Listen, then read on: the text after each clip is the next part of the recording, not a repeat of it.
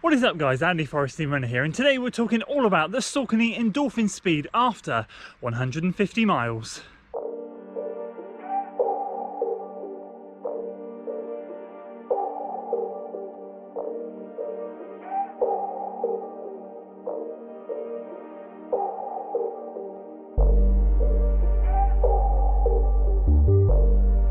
But before we dive into the shoe review, we have the Welsh Runner back. So we are doing a long run. So today we're doing something slightly different with the shoe review. We are getting out on a long run first. We're going to enjoy the scenery. It's a beautiful December morning. We're going to get moving. 80 to 90 minutes today for me. Matt might do a bit longer because he's in great shape. We're going to talk a little bit about his heroics on the weekend, running a 10k PB, and then at the end we'll talk about the speeds.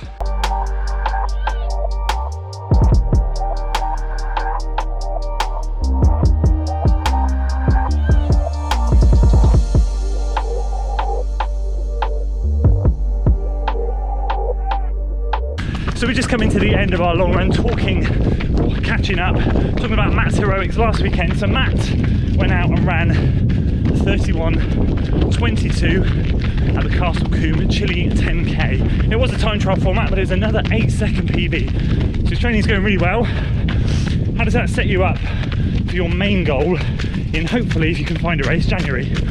Yeah, if I can get a race with a good field, not time trial format, or at least a few boys that I can work with, I think it's really close already. So if I can stay consistent over Christmas, I think it's there or thereabouts, ready to roll. We're talking 22 seconds here, and you ran that pretty much solo for most of the way.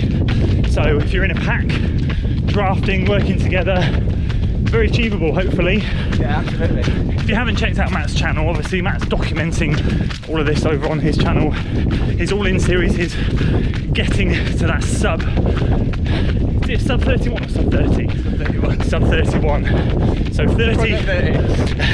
So 30:59 is his ultimate goal.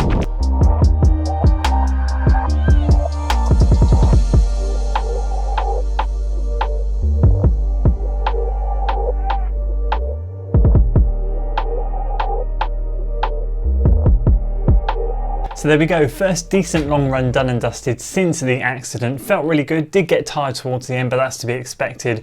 I only just completed a 15 miler just before we had the accident, which was again the first long run we've done since the Shepherdine Marathon. So we're going to be building back up, obviously launching into marathon training next week, which is super exciting, but that's not the topic of today's video. Of course, it was great to hear from Matt, great to hear he's nailing his PBs. Today is all about an update on the Saucony Endorphin speed after 150 miles. So as this is a bit more of an interim update rather than a specific massive milestone, we'll keep this a little bit more casual, but we will go through the normal wear and tear, performance, all that sort of thing. And we'll start with the wear and tear, if you can even make out the shoe with all the mud that I've managed to cake it in today. In terms of how things are holding up, it's holding up once again absolutely fantastically after 150 miles.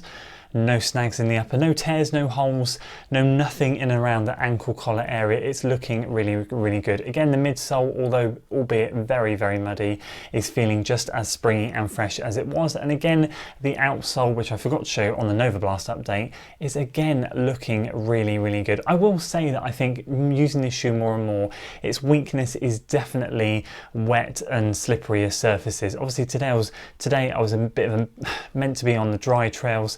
We ended up on some muddier trails. It was very treacherous. This is definitely not a shoe that I would consider, it's not a trail shoe, fact, but I do sometimes take my shoes out on dry, buffed out trails. It was definitely not suitable for today, and I do find in the wet on the tarmac and the pavement, sometimes this thing can be a little bit slippery. It is an incredible shoe, but I have to say that is the shoe's weak link. So I guess if we move on to the how have I been using this shoe since the last update, which was 100 miles, I basically just used it for a long run today and mainly speed work stuff. I have done a steady or moderate run in it, but nothing nothing easy, just finding its sweet spot, which for me is from anywhere from moderate pace all the way up to long run pace. Yes, I did a lot of easy runs, or I did a few easy runs leading up to the 100-mile mark, which was great.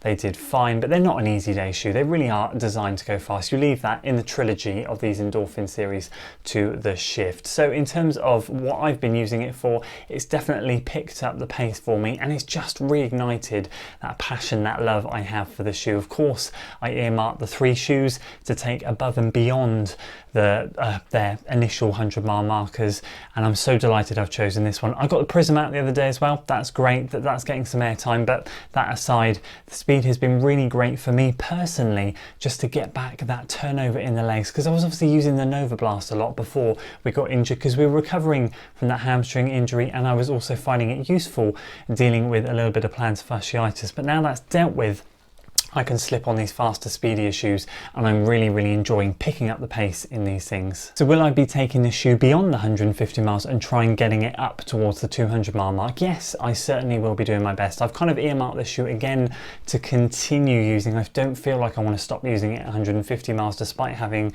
all the other shoes here to test. The only one that's really nagging in the back of my mind is the Brooks Hyperion Tempo, which I think is going to have to come back out and get fitted back into the lineup. But on the whole, this shoe for me personally is definitely going to do its best to make its way up towards the 200-mile mark, and then once again I'll give you an update if we get to that point. But with marathon training around the corner, this shoe is absolutely going to be in its element, and right now we're in December. I'm not intending to buy any more shoes for the year. As you guys know, I'm going to get a double hit of shoes in January. We'll get 2 new ones then. What they'll be, who knows? We'll see what is due to come out in January. We'll get something nice and exciting, but on the whole, I very much intend to keep using the speed for the speedier stuff and see if we can get this thing up above and beyond the 200-mile mark. So there we go, that's it for today's video, guys. I hope you enjoyed it, and I apologise once again, I am talking a little bit quieter. The kids are asleep upstairs. I do not want to wake them up, but we have managed to get the speed, the second out of the 3 shoes to get to the next milestone. Lastly,